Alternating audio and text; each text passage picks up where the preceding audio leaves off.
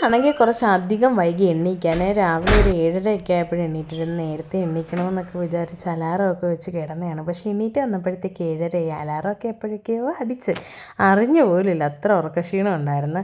കാരണം രാത്രിയിലിരുന്ന് ഇങ്ങനെ ഫോണിൽ തോണ്ടിക്കൊണ്ടിരിക്കുന്ന എല്ലാവർക്കും അങ്ങനെ ആയിരിക്കുമല്ലോ രാവിലെ എണ്ണീക്കാനൊരു മടി. പിന്നെ എണ്ണീറ്റ് വന്ന് രാവിലെ തന്നെ ഒന്ന് മുഖമൊക്കെ ഒന്ന് കഴുകാമെന്ന് വിചാരിച്ച് മുഖം കഴുകി പല്ലേക്കാം. അത് കഴിഞ്ഞിട്ട് നമുക്ക് അടുക്കളയിലോട്ട് കയറാമല്ലോ. അങ്ങനെ പല്ലേക്കുന്നതൊന്നും ഞാൻ ഷൂട്ട് ചെയ്തില്ല. മുഖം നല്ല വെയിലുണ്ടായിരുന്നു. എനിക്കാണെങ്കിൽ വെയിലിൻ്റെ അലർജി ഉള്ളതുകൊണ്ട് ഒത്തിരി നേരം വെയിലത്ത് നിൽക്കാനും പറ്റത്തില്ല. ഞാൻ ഇപ്പോൾ ഒരു പുതിയ പ്ലമ്മിൻ്റെ ഒരു ഫേസ് വാഷ് യൂസ് ചെയ്യാൻ തുടങ്ങി. പക്ഷെ നല്ല ഫേസ് വാഷ്, മുഖത്ത് കുരുവൊന്നുമില്ല, ഉള്ള കുരുവും പാടൊക്കെ നന്നായിട്ട് കുറയുന്നുണ്ട്, നല്ല ബ്രൈറ്റ് ആവുന്നുണ്ട് സ്കിന്ന്. എനിക്ക് നല്ല ഇഷ്ടപ്പെട്ടു. പ്ലമ്മിൻ്റെ ആണ്, കൊള്ളാം, നല്ല ഫേസ് വാഷായിരുന്നു. ഞാനപ്പോൾ ആദ്യം രാവിലെ എണീക്കുമ്പോൾ തന്നെ ഇപ്പോൾ ഫേസ് വാഷ് വെച്ച് മുഖം ഒന്ന് വാഷ് ചെയ്തതിന് ശേഷം പല്ലൊക്കെ തേച്ചിട്ട് അകത്തോട്ട് പല്ല് തേക്കുന്നത് ചിലവർക്ക് അതങ്ങോട്ട് ഇഷ്ടപ്പെടത്തില്ല കാണുന്നത്. ഞാൻ അതുകൊണ്ട് അതൊന്നും ഞാൻ വീഡിയോ എടുത്തില്ല. അത് കഴിഞ്ഞ് അകത്തോട്ട് കയറിയപ്പോഴോടുത്ത് രാത്രി തുണി മുക്കി വെച്ചിട്ടുണ്ടായിരുന്നെന്ന്. പിന്നെ നേരെ തുണി കഴുകാൻ അങ്ങോട്ട് ഇറങ്ങി. കാരണം രാവിലെ വലിയ വെയിൽ വരുന്നതിന് മുമ്പ് തുണി കഴുകിയിട്ട് കഴിഞ്ഞാൽ ആ ഒരു വലിയ ജോലി, ഏറ്റവും വലിയ ജോലി തുണി കഴുകലാണെന്ന് തോന്നുന്നു. തുണി കഴുകൽ കഴിയുമ്പോൾ നമ്മുടെ പകുതി ജോലി തീർന്ന ഒരു എഫക്റ്റാണ് എനിക്ക് സാധാരണ തോന്നാറുള്ളത്. അങ്ങനെ തുണിയെല്ലാം കൂടെ പെട്ടെന്ന് നിങ്ങൾ ഈ കാണുന്ന സ്പീഡല്ല, ഞാനൊരു മണിക്കൂർ എടുത്തിട്ടുള്ള തുണി കഴുകലാണ്. വളരെ സ്പീഡിൽ കഴുകി തീർന്നെന്ന് നിങ്ങൾ വിചാരിക്കും. പക്ഷെ കുറച്ച് പാടുപെട്ട്, കാരണം എല്ലാവരുടെയും തുണിയുണ്ടല്ലോ. അത് 2 ദിവസത്തെ തുണി ഉണ്ടായിരുന്നു. അതെല്ലാം ഞാൻ നല്ലപോലെ അടിച്ച്, വാഷിംഗ് മെഷീനുണ്ട്, പക്ഷേ വാഷിംഗ് മെഷീനിലല്ല, നമ്മൾ കല്ലിലാണ് തുണി കഴുകുന്നത്. കല്ലിൽ കഴുകിയാലേ വെളുക്കത്തുള്ളെന്ന് പണ്ടേ അമ്മ പറയുന്നത് കൊണ്ട് ഇപ്പോഴും കല്ലിൽ തന്നെ കഴുകും. വാഷിംഗ് മെഷീനിൽ ബെഡ്ഷീറ്റോ അങ്ങനെ എന്തെങ്കിലും വലിയ വലിയ തുണികൾ മാത്രമേ ഇടാറുള്ളൂ. ബാക്കിയെല്ലാം അങ്ങോട്ട് വേഗം കുത്തി പിഴിഞ്ഞെടുത്ത് അങ്ങോട്ട് കഴുകി. കാരണം വെയിൽ വരുന്നതിന് മുമ്പ് കഴുകി തീർന്നില്ലെങ്കിൽ ഭയങ്കര പാടായി. കല്ലിൻ്റെ അവിടെ നമുക്ക് നിൽക്കാനേ പറ്റത്തില്ല, നമ്മൾ പൊള്ളും. ഒന്നാമത് വെയിൽ കാരണം പൊള്ളൽ കൊണ്ട് വയ്യ, പിന്നെ ഇനി അതിൻ്റെ കൂടെ അടുത്ത പൊള്ളലും കൂടെ വെക്കാൻ വയ്യാത്തതുകൊണ്ട് പെട്ടെന്ന് ഞാൻ കഴുകി.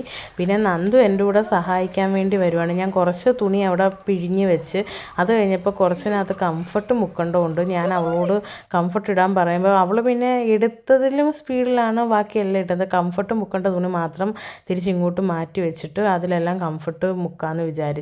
അതിൻ്റെ ഇടയ്ക്ക് നന്ദപ്പൻ എന്നെ ഹെൽപ്പ് ചെയ്യാൻ വേണ്ടി വന്ന് നിൽപ്പുണ്ട്. പിന്നെ വേഗം എല്ലാം വിരിച്ച് അകത്ത് കയറാൻ കണ്ടില്ല. അപ്പോഴത്തേക്ക് ഭയങ്കര വെയിലായി. ഇവിടെ എല്ലാം വെയിൽ വന്ന് ഒരു 8:30 ആവാറായെന്ന് തോന്നുന്നു. ഞാൻ 7:30 ആയപ്പോൾ കഴുകാൻ തുടങ്ങിയത്. 1 മണിക്കൂറോളം ആയി തുണി കഴുകാൻ തുടങ്ങി നിൽക്കുന്നു. ഇത് കഴുകി വിരിക്കാതെ കയറാനും പറ്റത്തില്ലല്ലോ, വെയിലാന്ന് വെച്ച് നമുക്ക് അവിടെ ഇട്ടേച്ച് വന്നു കഴിഞ്ഞാൽ ഉണങ്ങണ്ടേ. അതുകൊണ്ട് വേഗം ഞാൻ അങ്ങ് കഴുകുവാണേ. നിറഞ്ഞ് തുണി കഴുകി. 2 ദിവസത്തെ തുണിയേ ഉള്ളൂ, പക്ഷേ ഇഷ്ടം പോലെ തുണിയുണ്ട്. നന്ദുവിൻ്റെ ആണെന്ന് തോന്നുന്നു ഏറ്റവും കൂടുതൽ. പിന്നെ നമ്മുടെ കിണറിൻ്റെ സൈഡിൽ ഇങ്ങനെ കുറേ കമ്പി വെളിയിലോട്ട് വെച്ചിട്ടുണ്ട്. അപ്പം ആ കമ്പിയിലെല്ലാം നമുക്ക് തുണി ഇടാൻ പറ്റും. അപ്പോൾ കിണറിൻ്റെ അവിടോട്ട് നമുക്ക് തുണി ഇടുകയും വേണ്ട, ആ കമ്പിയിൽ തന്നെ തൂക്കിയിട്ട് അതും വെയിൽ കൊണ്ട് പെട്ടെന്ന് ഉണങ്ങും. കാരണം അശ വേണ്ടേ തുണി ഇടാനേ. തുണി ഇട്ടിട്ട് അശ മൊത്തം നിറഞ്ഞ്. നന്ദുവിൻ്റെ തുണിയാണ് എനിക്ക് തോന്നുന്നത് ഏറ്റവും കൂടുതൽ, മൊത്തം എല്ലായിടവും നന്ദുവിൻ്റെ തുണിയാണ് കേട്ടോ. എങ്ങോട്ട് തൊട്ടാലും നന്ദുവിൻ്റെ തുണിയാണ്. നന്ദു ഇത്തിരി മാത്രം തുണി ഇടുന്നതെന്ന് തന്നെ ഞാൻ ആലോചിച്ചുകൊണ്ടിരിക്കുമായിരുന്നു. ഇതെല്ലാം വിരിച്ച് കഴിഞ്ഞിട്ട് വേണം അടുക്കളയിലോട്ട് എന്തെങ്കിലും ചെയ്യാനെന്ന് ആലോചിച്ച്. ഈ തുണിയെല്ലാം വിരിച്ച് കഴിയുമ്പോൾ നമ്മളിങ്ങനെ തിരിഞ്ഞൊന്ന് നോക്കുമ്പോൾ ഒരു സന്തോഷം കണ്ടില്ലേ, എനിക്ക് ഭയങ്കര സന്തോഷം. എന്തെങ്കിലും ജോലി കഴിഞ്ഞിട്ട് അതെല്ലാം ഇങ്ങനെ വൃത്തിയായിട്ട് വിരിച്ചിട്ടേക്കുന്നത് നമ്മൾ നോക്കുമ്പോൾ. നിങ്ങൾക്കും അങ്ങനെയാണോ എന്നെപ്പോലെ തന്നെ? അത് കഴിഞ്ഞ് അടുക്കളയിലോട്ട് കയറാമെന്ന് ഓർത്ത് രാവിലെ എന്തായാലും ഇന്നലെ പ്ലാൻ ചെയ്ത് കിടന്നുകൊണ്ട് രാവിലെ നമുക്ക് കൺഫ്യൂഷനൊന്നുമില്ല, പെട്ടെന്ന് തന്നെ ഇഡലിയും സാമ്പാറും വെക്കാമെന്ന് വിചാരിച്ച്. സാമ്പാറിനുള്ളത് അരിഞ്ഞ് വെക്കണം എന്ന് വിചാരിച്ചായിരുന്നു ഇരുന്നത്, പക്ഷേ അതിനുള്ളതൊന്നും പറ്റില്ല. രാവിലെ നമ്മുടെ ഒരു തട്ടിക്കൂട്ട് സാമ്പാർ, നമ്മുടെ മാവ് പൊങ്ങിയോ നോക്കി നല്ല പോലെ പതഞ്ഞ് വന്നിട്ടുണ്ട്. കണ്ടില്ലയോ, നല്ലതായിട്ട് വന്നിട്ടുണ്ട് മാവ്. പുളിയും കാര്യങ്ങളും ഒന്നുമില്ല. ഉപ്പിടാതെ അരച്ച് വെക്കണം, ഉപ്പിട്ട് അരച്ച് വെക്കുമ്പോഴാണ് പുളിക്കുന്നത്. ഞാൻ എടുക്കുന്ന മാവിനാണ് ആവശ്യത്തിന് ഉപ്പ് ഇടുന്നത്. എന്തായാലും ഇത് കുറച്ച് മാവ് ഉള്ളതുകൊണ്ട് എന്തായാലും ഇതെല്ലാം എടുക്കണം. ഇവിടെ എല്ലാവരും ഇന്നുണ്ട്, അതുകൊണ്ട് ഇത്രയും മാവിൻ്റെ ആവശ്യം ഇവിടെ ഉണ്ട്.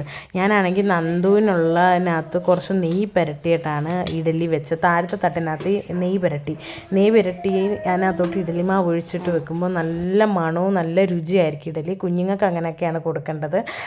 നിങ്ങളും ഇങ്ങനെയൊക്കെ തന്നെ കൊടുക്കണം. മേളത്തത് പിന്നെ കോമൺ ആയിട്ട് നമ്മുടെ വീട്ടിലെല്ലാവർക്കും, അതുകൊണ്ട് ഞാൻ അതിൽ നെയ്യൊന്നും പുരട്ടിയില്ല. എല്ലാവർക്കും ഉള്ളതിനകത്ത് എന്തിനാ സ്പെഷ്യൽ നന്ദു ആയതുകൊണ്ട് നന്ദുവിന് മാത്രം നെയ്യ് പുരട്ടി അങ്ങോട്ട് എടുത്ത് അങ്ങനെ ഇഡലി സെറ്റാക്കാൻ വേണ്ടി അവിടെ അടച്ചു വെച്ച്. അതിൻ്റെ ഇടയ്ക്കൂടെ ഞാൻ പോയി നമ്മുടെ കറിക്കുള്ള സാധനങ്ങളെല്ലാം എടുത്ത് ഇപ്പുറത്ത് കുക്കറിനകത്തോട്ട് വെക്കുവാണ്. കാരണം ഇത് രണ്ടും ഒരുപോലെ വേവണ്ടേ. കണ്ടില്ലയോ? ഇല്ലെങ്കിൽ ഒരെണ്ണം വെന്ത് വരുമ്പോൾ അടുത്തതിന് വെയിറ്റ് ചെയ്യണം. അപ്പം ഇപ്പുറത്തുനിന്ന് കുക്കർ അടിച്ചോളൂ. അതിൻ്റെ ഇടയ്ക്ക് ഞാൻ ഇഡലി വെന്തോന്ന് തുറന്ന് നോക്കിയപ്പോഴത്തേക്ക് നല്ല പൊന്തി വന്നിട്ടുണ്ട് ഇഡലി. ഞാനപ്പോൾ തണുപ്പാകാൻ വേണ്ടി, ചൂട് മാറാൻ വേണ്ടി ഇറക്കി വെളിയിലോട്ട് വെച്ച്, എന്നിട്ട് നല്ലൊരു കട്ടൻ കാപ്പിയും കൂടി ഇട്ട്, കട്ടൻ ചായക്കാട്ടി ഇപ്പം എനിക്ക് കാപ്പി കുടിക്കുന്നതാണ് ഇഷ്ടം. എന്നിട്ട് നമ്മുടെ സാമ്പാറിനുള്ള മസാല ഞാൻ തയ്യാറാക്കി. കടുക് ഇറങ്ങുമ്പോൾ നല്ലൊരു ശബ്ദമാണ്, അതെനിക്ക് ഭയങ്കര ഇഷ്ടമാണ്. അതുകൊണ്ട് ഞാൻ ഇങ്ങനെ ഇടയ്ക്കിടയ്ക്ക് കേൾക്കാറുണ്ട്. മസാലയും കടുകും എല്ലാം കൂടെ വറുത്ത് പുളിവെള്ളവും കൂടെ ഒഴിച്ചിട്ടാണ് ഞാൻ തിളപ്പിക്കാൻ അടപ്പയിലോട്ട് വെച്ചിട്ട് കുളിക്കാൻ കയറി. അത് പിന്നെ ഞാൻ കുളിച്ചിട്ട് വരുമ്പോഴത്തേക്ക് തീ കുറച്ച് വെച്ചേക്കുന്നതുകൊണ്ട് അവിടെ ഇരുന്ന് നല്ലപോലെ തിളച്ച് വറ്റിക്കോളും.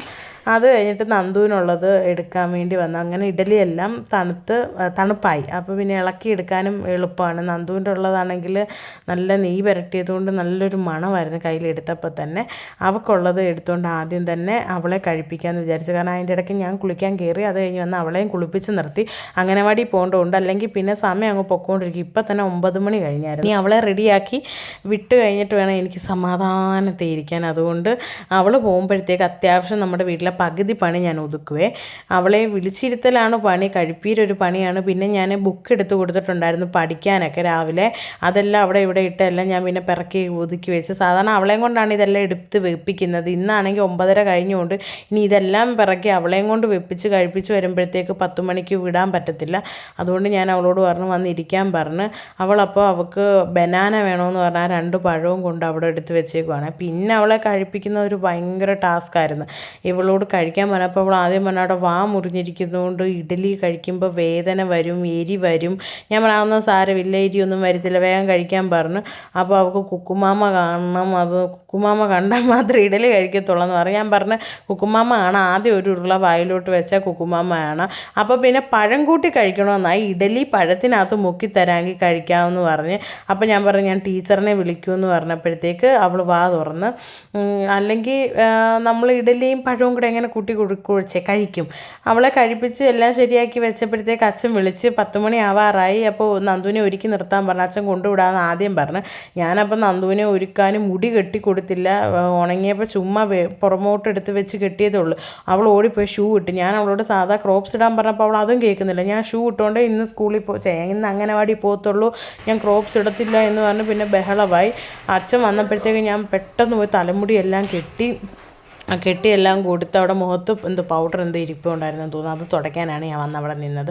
അപ്പോൾ അച്ഛനോട് ഞാൻ കൈ കാണിക്കും, അച്ഛൻ ഇന്ന് അംഗനവാടിയല്ല സുമതി ടീച്ചറിൻ്റെ ഇടയ്ക്ക് വിട്ടാൽ മതി എന്ന് പറയുമ്പോൾ അച്ഛന് മനസ്സിലാവുന്നില്ല. അപ്പോൾ ഇവൾ കേൾക്കാൻ നമുക്കത് പറയാനും പറ്റത്തില്ല. അപ്പോൾ അച്ഛൻ പറഞ്ഞാൽ ഞാൻ കൊണ്ടുവിടാൻ പറഞ്ഞു. ഞാൻ പിന്നെ പെട്ടെന്ന് പോയി ഞാൻ എന്നാൽ വിടാമെന്നോർത്ത് ആ ഷൂവിൻ്റെ ആ ലേസ് ഇട്ടിട്ടില്ലായിരുന്നു. ഞാൻ പിന്നെ അതെല്ലാം അങ്ങോട്ട് കെട്ടിക്കൊടുത്ത്.